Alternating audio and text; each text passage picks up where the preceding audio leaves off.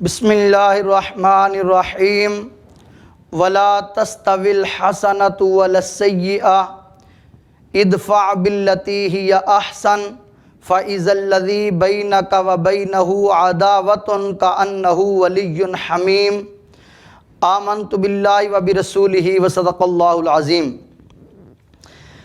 عزیزان محترم، آج کا یہ پیغام تمام علماء و مشائخ اہل سنت کے نام دردمندانہ پیغام ہے کہ معاملات کو گفت و شنید کے ساتھ، باہمی مشاورت کے ساتھ جب حل کیا جائے تو اللہ تبارک و تعالیٰ کی مدد شامل حال ہوتی ہے اور معاملات میں آسانیاں پیدا ہو جاتی ہیں۔ آئیے، اللہ تبارک و تعالیٰ نے ہمیں قرآن میں یہ پیغام دیا، وَلَا تَسْتَوِي الْحَسَنَةُ وَلَا السَّيِّئَةُ، فرمایا نیکی اور برائی برابر نہیں ہیں۔ اگر کوئی بندہ آپ کے ساتھ سخت لہجے کے ساتھ پیش آتا ہے، آپ کے ساتھ وہ تلخی کرتا ہے، تو آپ ادفع باللتی ہی احسن، اس برائی کا دفاع نیکی کے ساتھ، اچھائی کے ساتھ کیجئے۔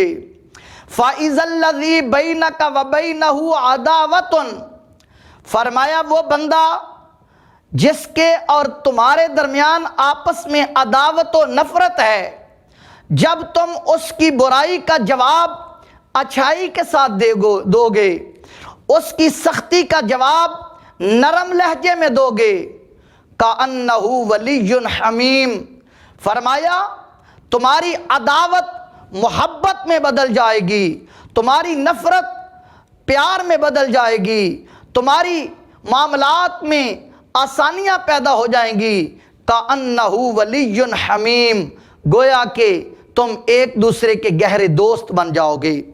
قرآن کے اس قانون کے مطابق ہمیں اپنے معاملات، جو خطا کے معاملہ میں آپس میں پوری دنیا میں بالعموم اور پاکستان میں بالخصوص یہ مسئلہ باعث نزاع بنا ہوا ہے اور دونوں طرف سے طعن و تشنیع جاری ہے، اس کو باہمی مشاورت کے ساتھ حل کیا جائے تو اللہ تبارک و تعالیٰ بہتر صورت اور معاملات کو ٹھنڈا فرما دے گا۔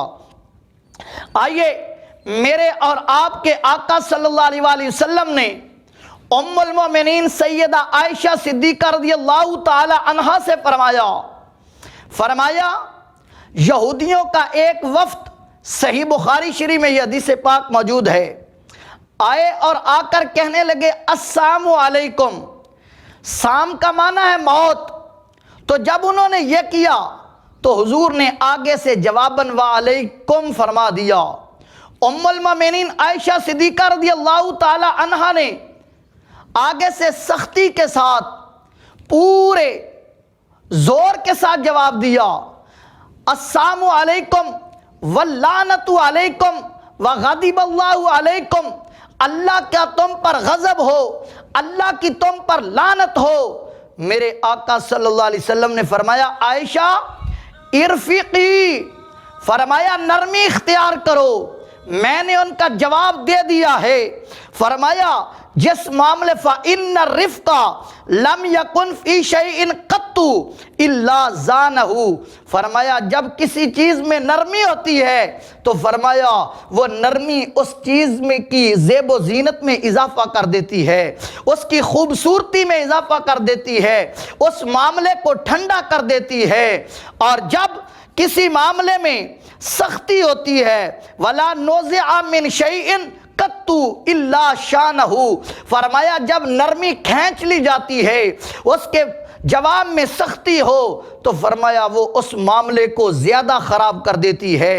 یہ معاملہ جو خطا کا علماء کے درمیان پیدا ہوا، اگر اس کو نرمی کے ساتھ، باہمی مشاورت کے ساتھ حل کیا جائے تو اللہ کے قرآن اور مصطفیٰ کے اس فرمان کے مطابق اللہ تبارک و تعالیٰ بہتر صورتیں پیدا فرمائے گا۔ آئیے، نبی کریم علیہ السلام کے ایک صحابی حضرت سیدنا معاذ بن جبل رضی اللہ تعالی عنہ جلیل القدر صحابی ہیں، ان کا خطبہ آج ہر کوئی مولانا اشرف جلالی صاحب کے ساتھ وہ کہتا ہے ہم ان سے بیزاری کا اظہار کرتے ہیں، ہم ان کو چھوڑ دیتے ہیں۔ آئیے حضرت معاذ بن جبل نے ایک خطبہ ارشاد فرماتے ہوئے لمبا خطبہ ارشاد فرمایا وَأُحَذِّرُكُمْ سنن ابی داود کتاب السنہ میں یہ روایت موجود ہے، فرمایا وَأُحَذِّرُكُمْ زَيْغَ الْحَكِيمِ فَإِنَّ الشَّيْطَانَ قَدْ يَقُولُ كَلِمَةَ الدَّلَالَةِ عَلَى لِسَانِ الْحَكِيمِ، فرمایا میں تمہیں حکیم و دانا کوہنا مشق عالم دین کی غلطی سے ڈراتا ہوں۔ آپ کے ساتھیوں نے پوچھا اے پیارے معاذ بن جبل ہمیں کیسے پتہ چلے گا کہ کسی کوہنا مشق عالم دین کی زبان سے غلطی کے ساتھ کوئی کلمہ غیر محتاط انداز میں نکل گیا ہے جو لائق نہیں ہے؟ تو فرمایا جب ہر کوئی کہے کہ یہ کہہ دیا، لوگ اس کے خلاف اتفاق والے معاملات میں جب اس سے کوئی غلطی سرزد ہو جائے تو لوگ اس کو سمجھائیں، لوگ اس کی مخالفت کریں، اہل علم علماء و مشائخ، تو سمجھ لیں کہ اس کی سبقت لسان ہو گئی ہے۔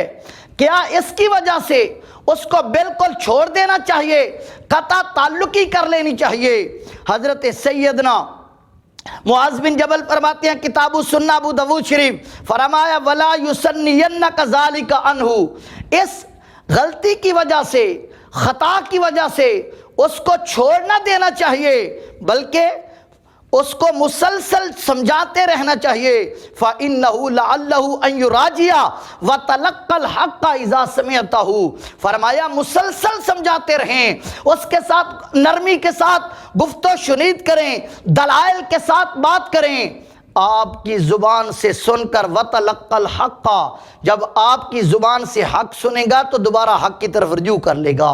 تو عزیزان محترم، آج سمجھدار علماء کے لیے، زیرک دانا علماء و مشائخ کے لیے دعوت و پیغام یہ ہے کہ وہ معاملات کو ٹھنڈا کرنے کے لیے، معاملات میں بہتری لانے کے لیے گفت و شنید کا، طعن و تشنیع اور فتویٰ بازی کا راستہ چھوڑ کر وہ نرمی اور لطافت کے ساتھ بات افہام و تفہیم کے ساتھ حل کریں۔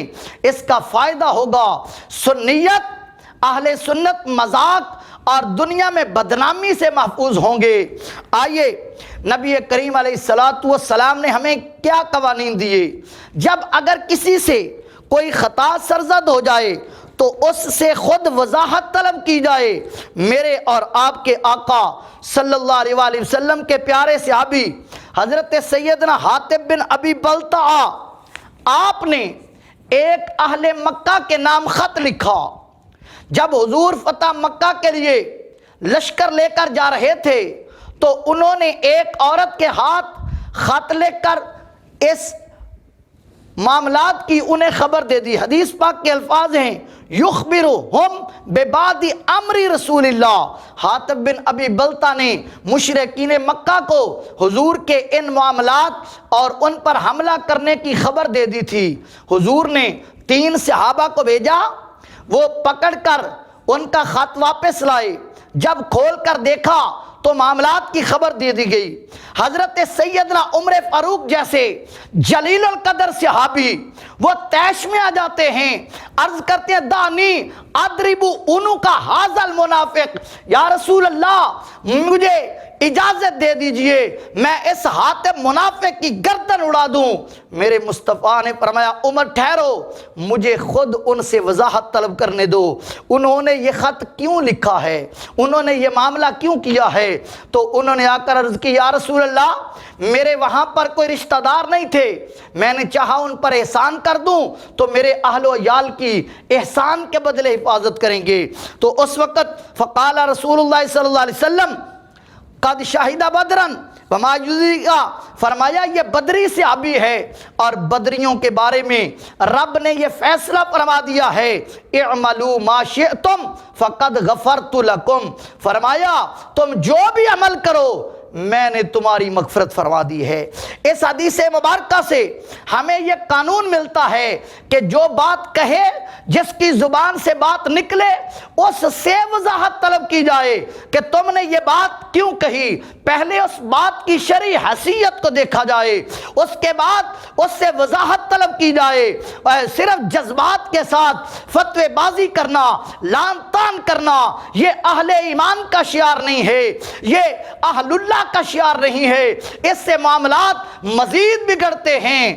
تو کسی مستند عالم دین کا پینل بنا دیا جائے جو ان سے وضاحت طلب کر لیں۔ جب وضاحت درست ہے، معاملہ درست ہے، تو اس کے بعد یہ لان تان اور فوٹو سازی کا ہمیشہ کے لیے سد باب ہونا چاہیے، تاکہ اہل ایمان باہم شیر و شکر ہوں، اہل سنت کا مزید نقصان ہونے سے بچے۔ آئیے نبی کریم علیہ الصلاۃ والسلام کے غلاموں، حضور علیہ الصلاۃ والسلام کی سیرت طیبہ ہمیں بھی چاہیے، اگر کوئی مباح عمل ہو تو لفظوں کے چناؤ میں ہم بڑی احتیاط کریں۔ بعض اوقات معاملات صرف لفظی سبقت لسانی کی وجہ سے خراب ہو جاتے ہیں۔ حضور علیہ الصلاۃ والسلام نے ہمیں قوانین عطا فرمائے۔ جب لوگوں نے، قریش مکہ نے کعبہ تعمیر کیا تو وہ جہاں پر بنیادیں ابراہیم علیہ السلام نے اٹھائی تھیں ان سے چھوٹا ہو گیا کعبہ شریف۔ تو سرکار نے صحیح بخاری شریف کتاب العلم میں یہ حدیث پاک موجود ہے، حضرت ام المومنین عائشہ صدیقہ سے حضور نے فرمایا، عائشہ اگر مجھے تیری قوم کے گمراہ ہو جانے کا ڈر نہ ہوتا، بعض روایات میں ہے کعبہ کو گرانے کی وجہ سے ان کے کفر میں پلٹ جانے کا خوف نہ ہوتا، تو میں دوبارہ کعبے کو انہی بنیادوں پر تعمیر کر دیتا جن بنیادوں پر ابراہیم علیہ السلام نے کعبہ تعمیر کیا تھا۔ اس حدیث مبارکہ سے سد ذرائع کا قانون امام بخاری، علامہ ابن حجر اسقلانی، امام بدر الدین عینی، عمدۃ القاری، علامہ اسقلانی فتح الباری میں فرماتے ہیں، اگر مباح عمل ہو لیکن اس کی وجہ سے معاشرے میں فتنہ پھیلنے کا خوف ہو، شر پھیلنے کا خوف ہو، تو اس کو ترک کر دیا جائے۔ یہ رسول اللہ نے ہمیں قانون عطا فرمایا ہے۔ تو اس لیے میں مولانا اشرف جلالی صاحب سے دردمندانہ اور مخلصانہ اپیل کروں گا کہ آپ کا بنیادی طور پر موقف اہل سنت کا موقف ہے کہ انبیاء کے علاوہ انسانوں میں خطا سے محفوظ تو ہیں لیکن معصوم کوئی نہیں، معصوم صرف انسانوں میں انبیاء ہیں۔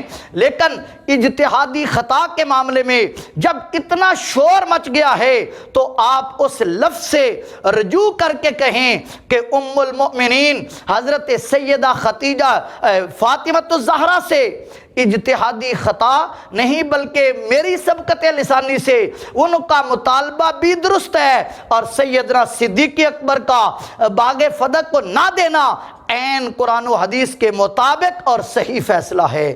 معاملات ختم ہو جائیں۔ آئیے اب یہ کہنا کہ امام معصوم ہوتا ہے، اس سے غلطی کا امکان نہیں ہے، خطا کا امکان نہیں ہے، تو آئیے یہ اختلاف تو صحابہ میں بھی ہوا لیکن وہ ذاتیات پر نہیں آیا کرتے تھے۔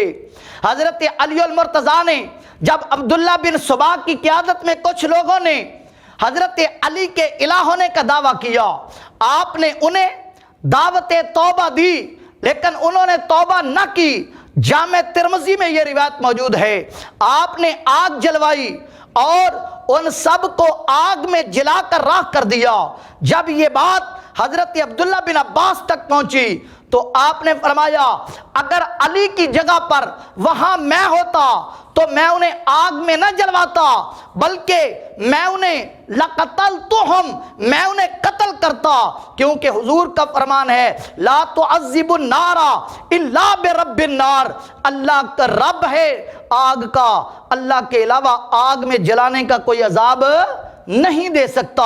من بدل دینہ فاقتلوہ، فرمایا جو دین کو تبدیل کر کے مرتد ہو جائے اس کو قتل کیا جائے گا، اس کو آگ میں جلایا نہیں جائے گا۔ جب یہ بات حضرت علی المرتضیٰ تک پہنچی فبلغ علی صدق ابن عباس، حضرت مولا علی المرتضیٰ نے فرمایا ابن عباس نے درست کہا ہے۔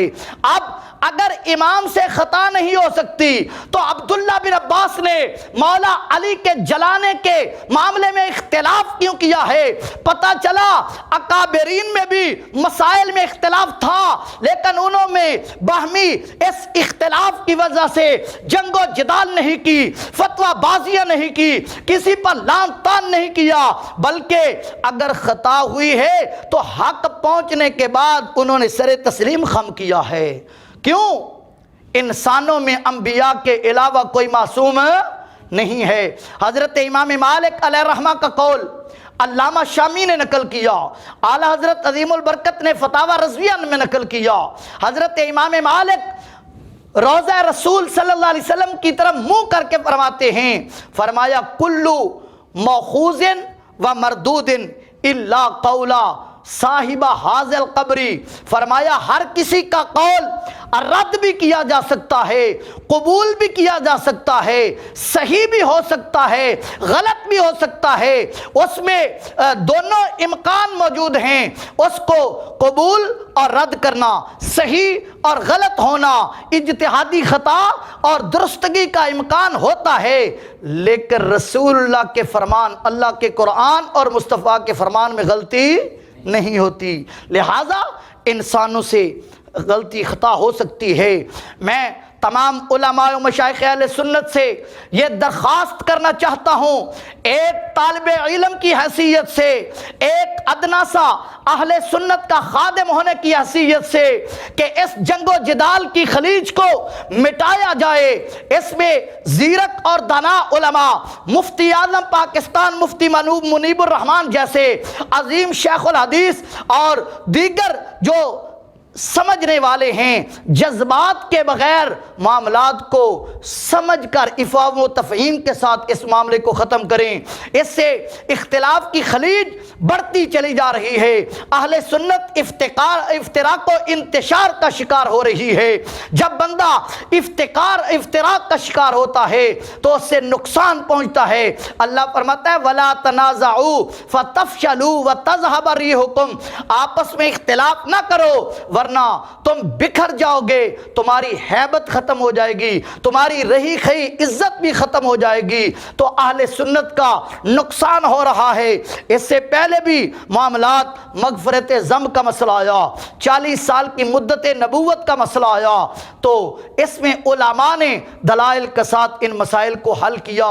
اس سے خلیج اختلاف کی بڑھتی ہے۔ اگر افہام و تفہیم کا راستہ اختیار کیا جائے گا تو اس سے بہتری آئے گی، معاملات میں جو نرمی آئے گی، اس سے دوسرے لوگ بھی سمجھیں گے۔